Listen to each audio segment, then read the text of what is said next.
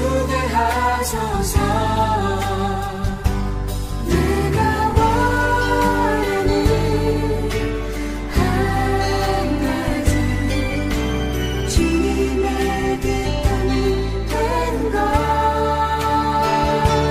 내가 원하는 한 가지, 주님의 기쁨이 되는 것. 겸손히 내 마음 드립니다. 나의 모든 것 받으소서. 나의 맘 깨끗게 씻어주사 주의 길로 행하게 하소서. 내가 원하는 한 가지, 주님의 기쁨이 되는 것. 내가 원하는 한 가지, 주님의 기쁨이 되는 것.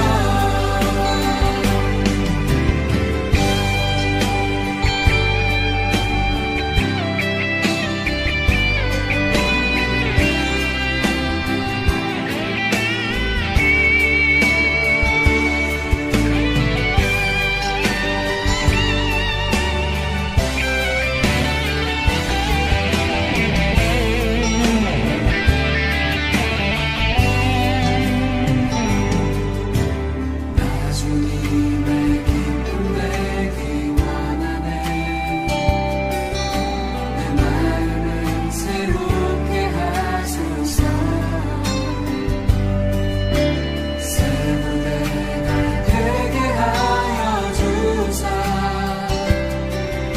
주님의 빛 비추게 하소서.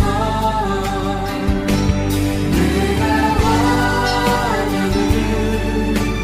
한 가지, 주님의 기쁨이 되는 것.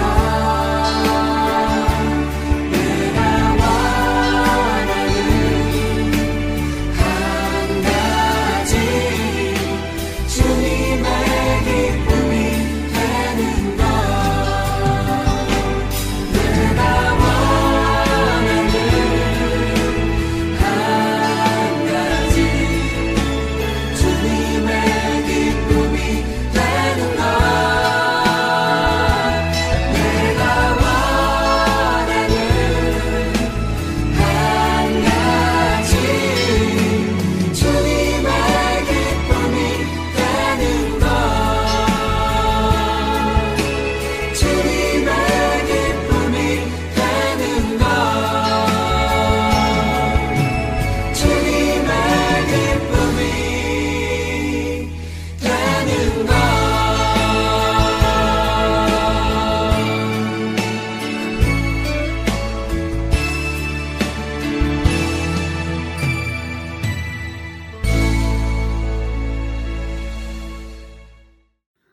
오늘 우리에게 주신 하나님의 말씀은 로마서 11장 1절부터 12절까지의 말씀입니다.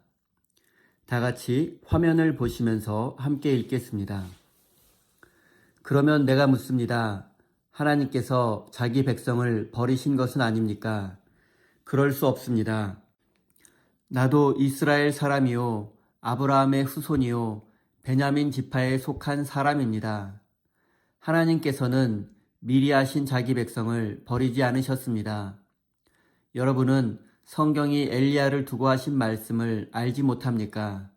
그가 이스라엘을 고발하여 하나님께 이렇게 호소하였습니다.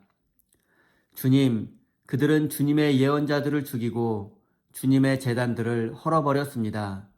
남은 것은 나 혼자밖에 없는데 그들은 내 목숨마저 찾고 있습니다. 그런데 하나님께서는 그에게 어떻게 대답하셨습니까? 내가 바알에게 무릎 꿇지 않은 사람 7,000명을 내 앞에 남겨두었다 하셨습니다. 이와 같이 지금 이 시기에도 은혜로 택하심을 입은 사람들이 남아 있습니다. 은혜로 된 것이면 행위에 근거한 것이 아닙니다. 그렇지 않으면 그 은혜는 이미 은혜가 아닙니다.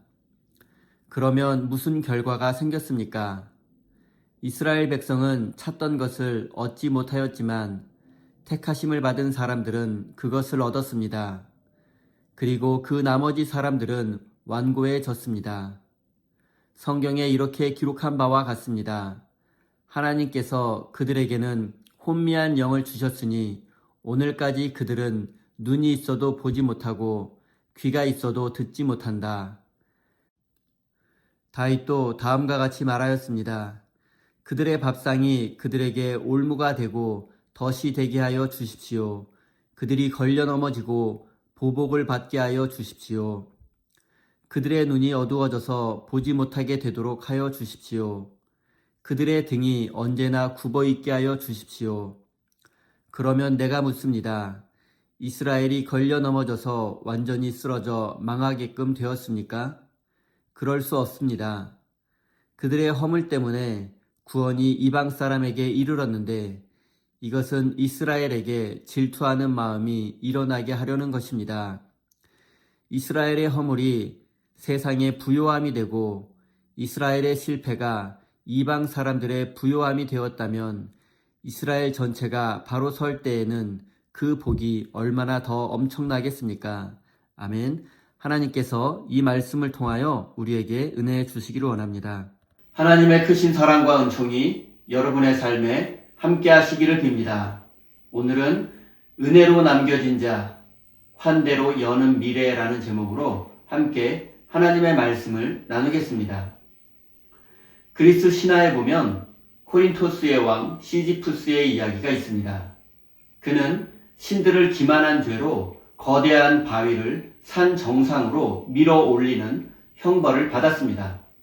하지만 바위가 정상에 닿는 순간 다시 아래로 굴러떨어지고 그는 영원히 이 과정을 반복해야 했습니다. 알베르 까미는 이 신화를 통해서 인간 존재의 부조리와 허물을 말했습니다. 그리고 때로 우리가 마주하는 역사의 현장도 이와 같습니다. 정의를 세우려고 노력하지만 부패는 반복되고 평화를 외치지만 갈등은 끊이지 않습니다. 이스라엘 백성들 역시 그러했습니다.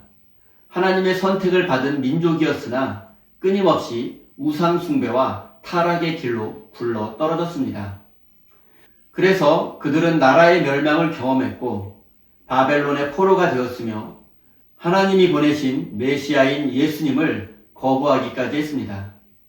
겉으로 보기엔 하나님의 구원 역사가 완전히 실패한 것처럼 보입니다. 그러나 사도 바울은 오늘 본문 말씀에서 시지포스의 절망과는 전혀 다른 새로운 소망을 이야기합니다. 바위가 굴러 떨어진 것과 같은 그런 절망의 골짜기에 하나님이 친히 남겨두신 생명의 씨앗이 있다는 것입니다. 사도 바울은 이렇게 말합니다. 하나님이 자기 백성을 버리셨느냐? 그럴 수 없느니라 라고 말입니다.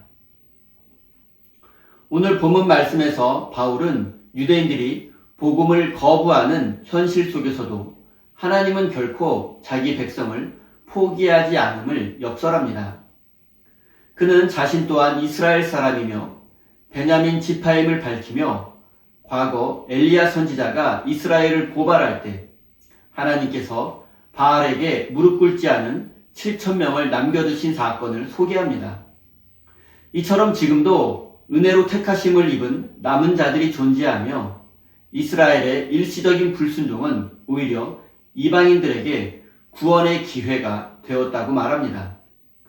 결국 인간의 불순종조차 하나님의 지혜로운 구원 계획 속에 있음을 알 수 있습니다. 사도 바울은 자신의 민족 이스라엘의 구원을 간절히 바랬습니다. 하지만 그가 도달한 결론은 아브라함과 야곱의 후손만이 하나님이 선택한 백성이 아니라 예수 그리스도를 믿고 하나님의 말씀에 순종하는 모든 민족이 바로 하나님의 백성이라는 사실입니다. 성경이 보여주는 이스라엘은 처음부터 개방적이었습니다. 출애굽은 이스라엘 민족이 생겨난 계기라고 할 수 있습니다. 그런데 이 출애굽 공동체에는 아브라함과 야곱의 후손들만 있었던 것이 아니라 당시 이집트 제국과 고대 근동 지역의 하층민들도 상당수 포함되어 있었습니다. 이처럼 하나님에게 민족이란 누구의 피를 물려받았는가, 누구의 후손인가가 아니라 하나님의 뜻을 따르느냐라는 가치지향적 공동체입니다. 그렇기에 자신의 민족만이 우월하다는 독선과 자신의 민족만 선택받았다는 선민 사상은 하나님의 뜻에서 크게 벗어난 것입니다. 이스라엘이 실패한 지점도 바로 여기에 있습니다. 그들은 혈연적 특권에 사로잡혀 하나님의 보편적 사랑을 깨닫지 못했습니다. 하나님은 이 시대의 모든 그리스도인들이 지리적, 혈통적인 배경을 근거로 한 편협한 민족주의를 극복하고 사랑과 평화를 지향하기를 원하십니다. 한국 사람, 미국 사람, 그리고 이주민과 난민까지도 함께 어우러지는 것이 성경이 말하는 민족입니다. 사랑하는 성도 여러분, 이제 우리가 속한 집단의 이익만을 앞세우는 배타성을 버리고 하나님의 정의와 평화라는 가치를 공유하는 거대한 공동체로 나아가야 합니다. 이것이 우리가 결단해야 할 변화입니다. 그런데 왜 우리는 하나님이 원하시는 새로운 민족으로 나아가지 못하고 있는 것일까요? 사도 바울은 다윗의 시를 인용하여 그들의 밥상이 올무와 덫이 되게 해 주십시오라고 말했습니다. 여기서 말하는 밥상은 우리가 누리는 기득권과 안락함을 의미합니다. 인간은 자신의 밥상을 지키기 위해 벽을 높이 쌓고 그 안에서 타인의 고통을 외면합니다. 오늘날 교회의 세습과 화려한 교회 건물의 건축은 보통 교회의 안정과 부흥이라는 명분으로 포장되지만 사실은 그들의 밥상을 지키기 위한 것입니다. 하나님의 뜻과 정의보다 자신의 밥상을 지키고 확대하는 것이 우선이 될 때 그들은 더 이상 하나님의 백성이 아닙니다. 사랑하는 성도 여러분, 우리가 지키려고 하는 우리의 안락함이 진리를 가로막고 있지는 않습니까? 내 이익을 지키고 확대하기 위해 이웃의 신음소리를 외면하고 있지는 않은지 우리 자신을 돌아보아야 합니다. 낡은 자아와 기득권을 내려놓고 낮은 곳으로 순종하며 나아갈 때 비로소 하나님은 우리를 당신의 백성으로 인정해 주실 것입니다. 이제 바울이 언급한 7,000명의 의미를 깊이 생각해 보겠습니다. 이것은 단순한 숫자의 문제가 아니라 하나님의 통치 방식에 대한 말씀입니다. 성경은 인간이 스스로 결단해서 남았다고 하지 않고 하나님이 당신을 위해서 남겨두었다라고 말씀합니다. 이것은 악이 아무리 강하고 인간이 아무리 연약해도 하나님이 당신의 이름을 위하여 거룩한 그루터기를 친히 보존하신다는 뜻입니다. 하나님이 남겨놓으신 7,000명은 바알이라는 거대한 물질 문명과 권력의 유혹 앞에 무릎 꿇지 않은 소수의 사람들입니다. 세상의 방식이 아닌 하나님 나라의 방식을 선택한 자들입니다. 그런 사람들이 있기에 하나님의 구원 역사는 단절되지 않고 오늘 우리에게까지 이어진 것입니다. 그리고 우리도 또한 이 시대에 남겨진 사람들입니다. 민족 이기주의에 갇히지 않고 올바른 길을 위해 행동하며 교회가 세속적 욕망에 물들 때 거룩함을 지켜내는 자들이 되어야 합니다. 우리가 비록 세상의 소수일지라도 우리가 깨어 있다면 하나님의 구원 역사는 결코 실패하지 않을 것입니다.